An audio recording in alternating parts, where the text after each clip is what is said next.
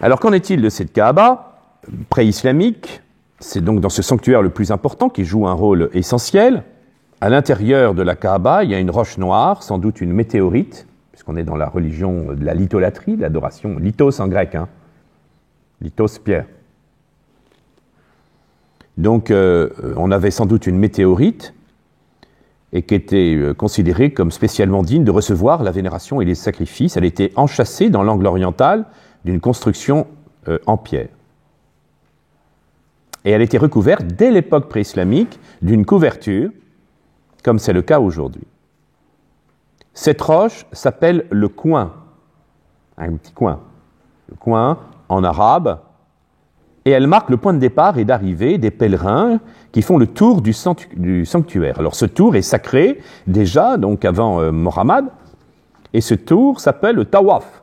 Alors même avant Mahomet, l'architecture avait été modifiée, évidemment, plusieurs fois, et elle le sera évidemment au cours aussi de l'islam.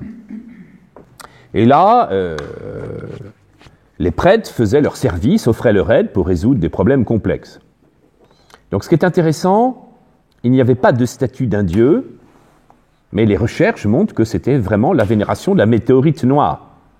Et on verra plus tard, lorsque Mohammed proclamera la Kaaba comme le sanctuaire fondateur de l'islam et du culte d'Allah, du Dieu unique, il a détruit quelques statues qui étaient autour, mais visiblement pas dedans. Il ne supprima pas, il n'y avait pas visiblement de statue dedans. Certains pensent que c'était, à travers cette pierre, la représentation du dieu Ibal. Donc le dieu Ubal, qui serait peut-être, alors ça c'est une supposition, une transcription de Baal, et que ce dieu Ubal serait le fameux dieu qui est, dans cette Arabie pré-islamique, serait au-dessus des autres dieux.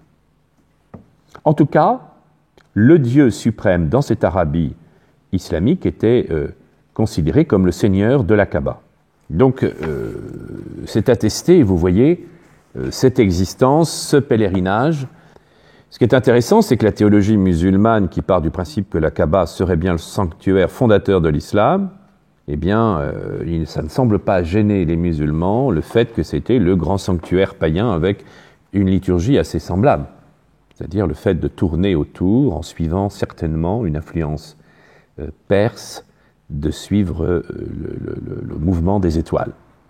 En tout cas, la Kaaba est bien considérée comme une terre sainte, consacrée. Elle est haram, inviolable, sainte.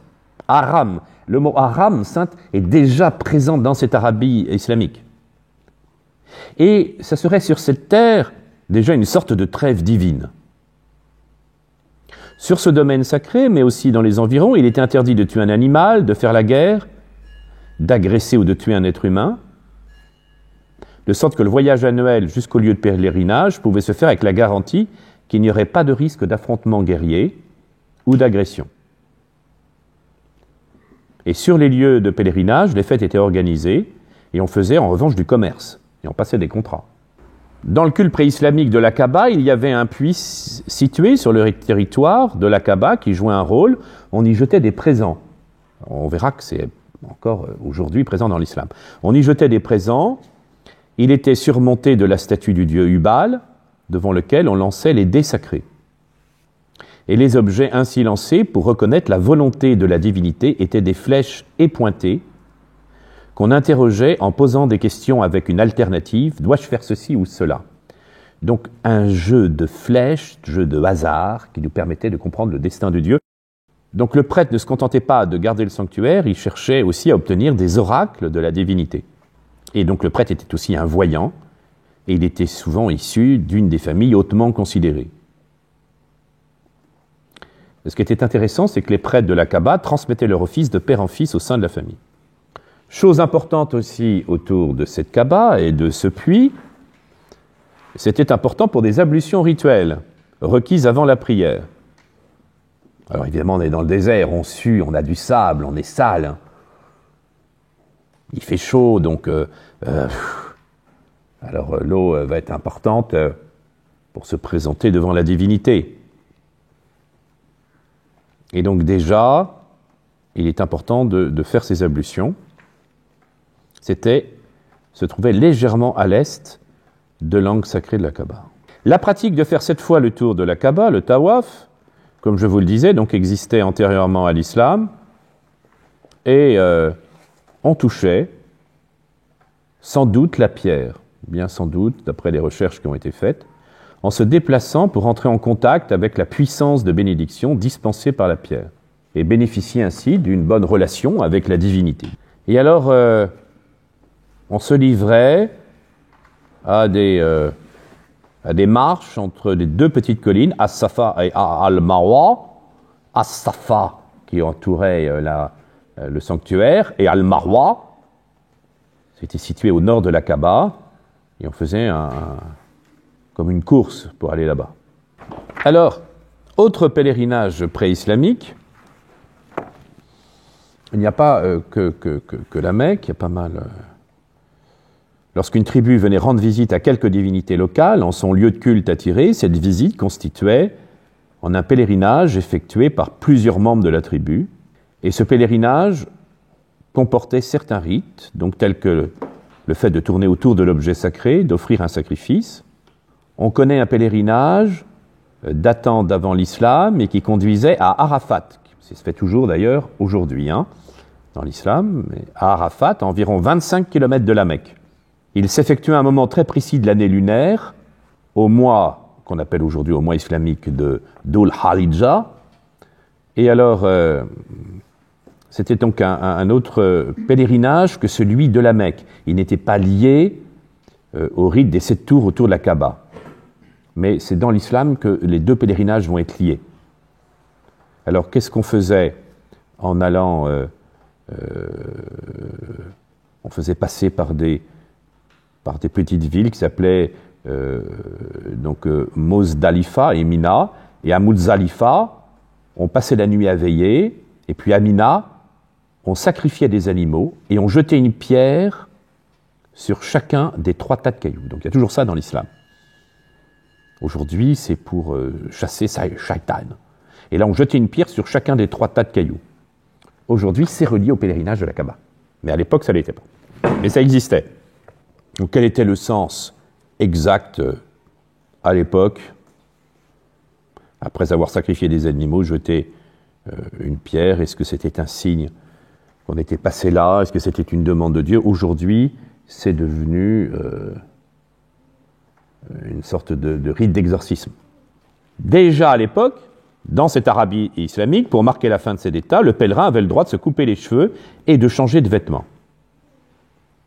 C'était visiblement pas une obligation stricte, mais c'était déjà une coutume importante. On se coupait les cheveux, on se rasait, et puis on mettait un nouveau vêtement. Alors une fois qu'il s'était lavé, il pouvait retourner à la Kaaba. Souvent, il changeait ses vêtements à la fin du premier pèlerinage, et une fois qu'il s'était lavé, il y avait un retour à la Kaaba. Alors, on peut dire que déjà, il y avait une certaine codification du pèlerinage qu'on retrouvera, évidemment, beaucoup plus codifiée du temps de l'islam. Déjà dans l'Arabie islamique, le mois du pèlerinage était considéré comme sacré. Et on considérait que pendant le pèlerinage à la Kaaba, c'était la trêve de Dieu. Le cri des pèlerins, aujourd'hui musulmans, quand ils arrivent là et qui crient la bayaka, ça veut dire à ton service, me voici, est également attesté à l'époque pré-islamique. Et comme je vous l'ai dit, enfin, ce pèlerinage était l'occasion de créer des marchés et de faire des échanges commerciaux. C'est pour ça que l'importance du lieu de pèlerinage est un développement économique. C'était obligatoire, on pratiquait le commerce sans obstacle au moment du pèlerinage.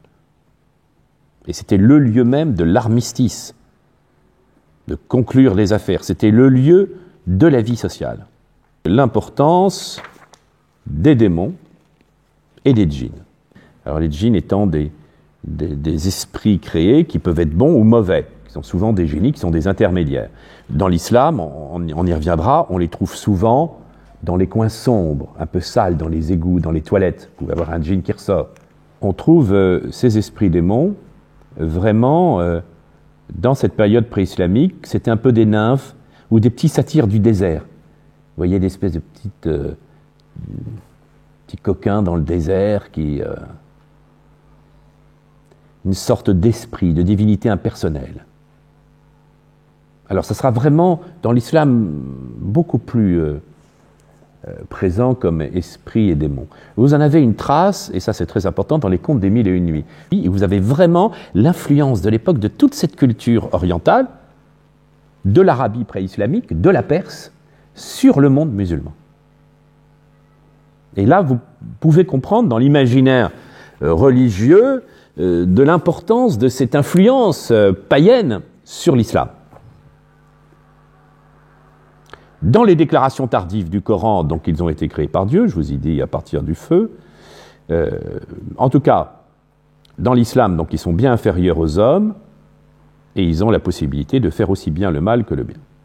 Dans cette Arabie pré-islamique, ils jouent un rôle important, ces espèces d'esprits de bons ou mauvais génies, aussi, on ne parle pas d'anges, là, dans cette Arabie pré-islamique, mais plutôt de djinns.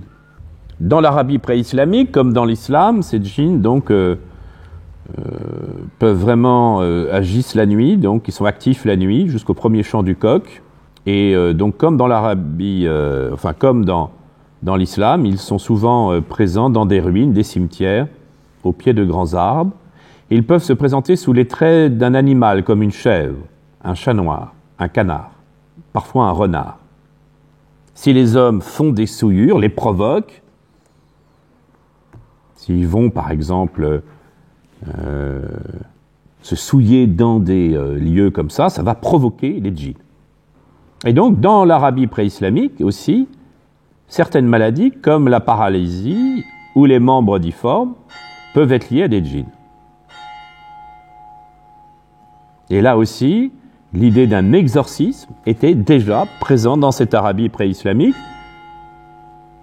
de pouvoir voir un prêtre qui puisse vous délivrer de l'influence des djinns, avec pas mal de pratiques magiques. Enfin, le culte des astres. Le culte des astres de l'Arabie antique, dont l'existence peut être considérée comme confirmée. Dans le Coran, Mohammed avertit ses auditeurs de ne pas tomber à genoux devant le soleil et la lune pour les adorer, et pour en déduire qu'il traite là d'une situation concrète. Vous l'avez dans la sourate 41, verset 37. Ne vous prosternez ni devant le soleil, ni devant la lune, mais prosternez-vous devant Allah qui les a créés, et c'est lui que vous adorez.